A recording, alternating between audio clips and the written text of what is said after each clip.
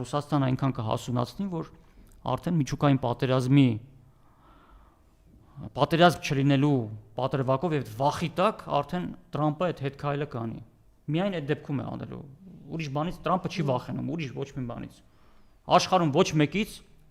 ոչ մի երկրից, ոչ մի առաջնորդից, ոչ մի զենքից, բացի Ռուսաստանի միջուկային զենքից։ Վերջ, դա է իրան միայն դա է միակ վախեցնող իրեն հանգամանքը։ Բայց դրա համար պետք է հասունացնի։ Հենա մի քիչ Պուտինը հայտարարեց նոր զինատեսակների մասին, Տրամպը արդեն հետքայլը անում է։ Բայց ինքը ճիշտ ժամանակին հետքայլը արեց։ Ինքը չխորացավ այդ թեմայի մեջ։ Իրեն երևի կողքից եկան հուշեցին, ասին պարոն նախագահ։ Բայց ինքն էլ արդեն ասեց, որ ինչու միջուկային փորձարկումներ մենք քեսին որ թվից չենք արել, մենք էլ կարող ենք։ Հա, բայց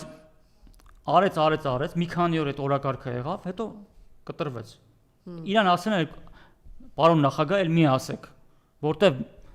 ինձ մոնիտորինգ են անում իրենց սոցցանցերը։ Ասում են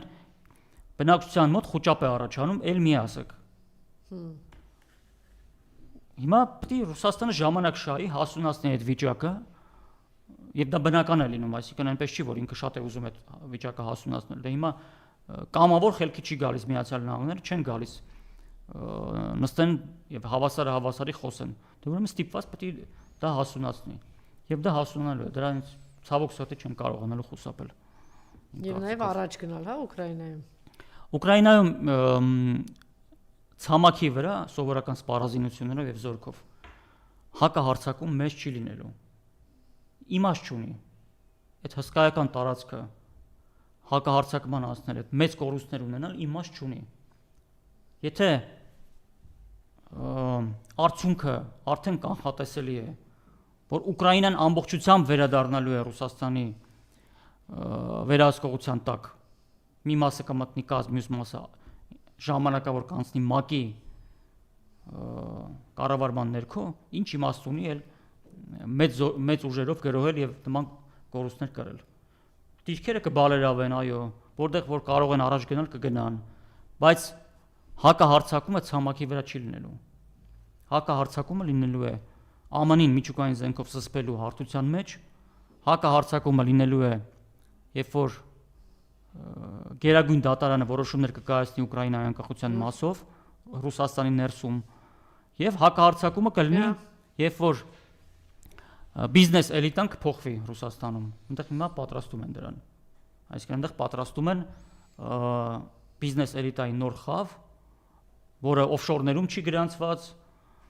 որը դրսերում ունեցված չունի։ Կախված չի արևմուտքից։ Պատրաստում են փոփոխության։ Այս մի քանի բան պետք է լինի միաժամանակ, որ այդ դեպքում արդեն Ռուսաստանը կանցնի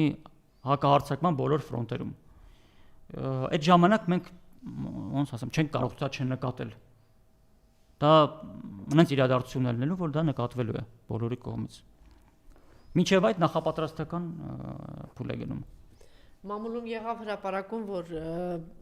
այն սուերը, որ տրամացած են այնտեղ, սուերը, որ տրամադրվել է Ադրբեջանին, իրենք գաղտնի կերպով փոխանցել են Ուկրաինա։ Կփոխանցեն, իհարկե կփոխանցեն, Ադրբեջանին նախապատրաստում Ռուսաստանի դեմ պատերազմի, դա իհարկե կա, եթե Ուկրաինայում նախապատրաստեցին, ինչի Ադրբեջանին նույնը չանեն, դրա համար այնց հայտարարվեց, որ Ադրբեջանի բանակը ՆԱՏՕ-ի ստանդարտների է բերվում, չնայած արդեն բերվել է, բայց դա պաշտոնապես արդեն հայտարարվեց։